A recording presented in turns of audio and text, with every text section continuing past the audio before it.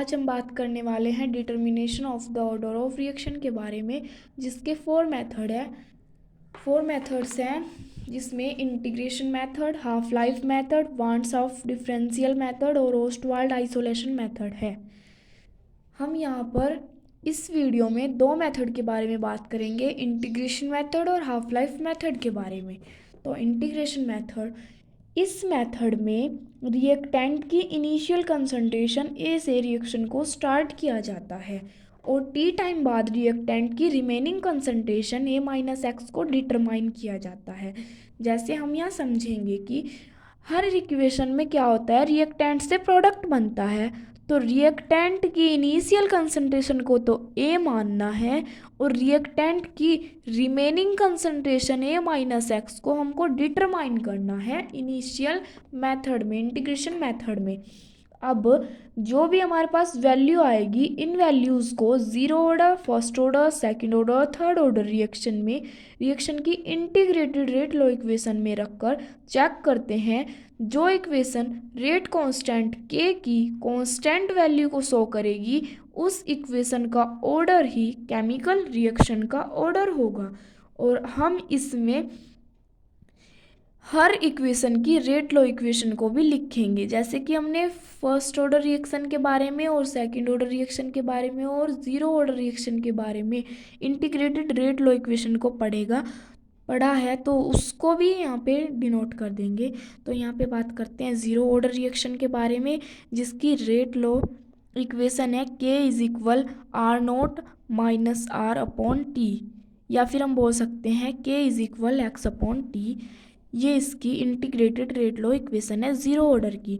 और first order reaction की integrated rate law equation है K is equal 2.303 upon T log 10 A upon A minus X. ये first order reaction की integrated rate law equation है। और अब second order और थर्ड ऑर्डर के बारे में इंटीग्रेटेड रेट लॉ इक्वेशन अगर लिखना चाहते हो तो लिख सकते हो, वरना जीरो ऑर्डर फर्स्ट ऑर्डर तक भी चल जाएगा। अब बात करते हैं सेकंड ऑर्डर रिएक्शन की इंटीग्रेटेड रेट लॉ इक्वेशन के बारे में, जो होती है K is equal 1 upon T into x upon A minus x. और फॉर थर्ड ऑर्डर रिएक्शन की इंटीग्रेटेड रेट लॉ इक्वेशन होती है K is equal 1 upon T into x into 2a minus x upon 2a square into a minus x का whole square. आप चाहे तो लिख सकते हो, नहीं तो नहीं। अब बात करेंगे हाफ लाइफ मेथड के बारे में। हाफ लाइफ मेथड इस तथ्य पर आधारित है कि किसी केमिकल रिएक्शन का हाफ लाइफ टाइम रिएक्टेंट की इनिशियल कंसंट्रेशन पर डिपेंड करता है। हमेशा हाफ लाइफ रिएक्टेंट की इनिशियल कंसंट्रेशन पर ही डिपेंड करेगा। तो फर्स्ट ऑर्डर रिएक्शन के लिए half life is independent for initial concentration of reactant. First order reaction के लिए जो हाफ लाइफ है वो रिएक्टेंट की इनिशियल कंसंट्रेशन के लिए इंडिपेंडेंट होता है।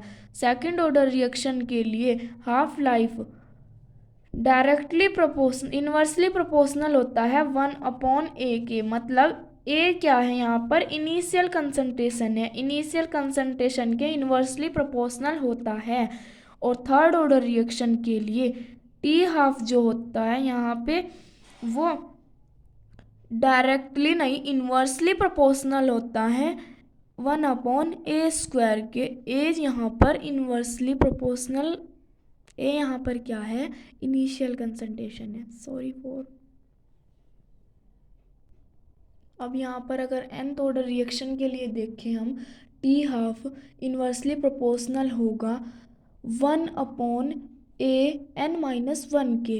तो हम n वाली ऑर्डर रिएक्शन के लिए हम क्या करेंगे, इसके दो एक्सपेरिमेंट करेंगे।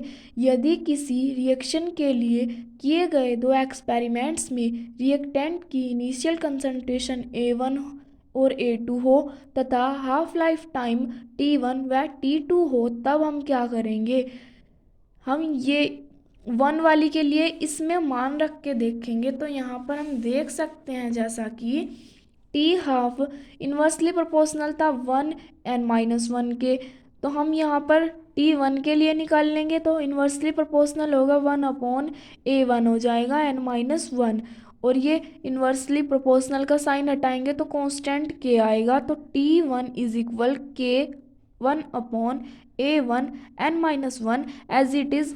2 के लिए भी करेंगे, यहाँ पर 2 के लिए भी ऐसा ही हो जाएगा। T2 inversely proportional 1/A2 n-1, तो T2 is equal k 1/A2 n-1।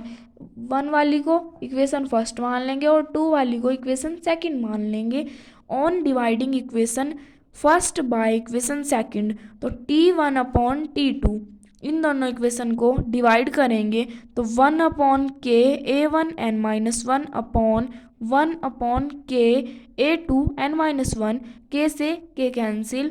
T1/T2 is equal A2 n-1 upon A1 n-1। T1/T2 is equal A2/A1 n-1। अब इनका लॉग लेंगे, taking log both side. log T1/T2 is equal log A2/A1 n-1। log T1/T2 is equal n-1 log A2/A1 n-1 is equal log T1/T1 upon log A2/A1। तो n is equal 1 plus log T1/T2 upon log A2/A1। From the above equation, the order of reaction can be calculated. इस equation के द्वारा हम किसी भी reaction का order of reaction calculate कर सकते हैं। अगली वीडियो में हम बात करेंगे वान-शाफ्ट डिफरेंशियल मेथड, और हमारा 4th मेथड रह रहा है ओस्टवाल्ड आइसोलेशन मेथड के बारे में। Thank you.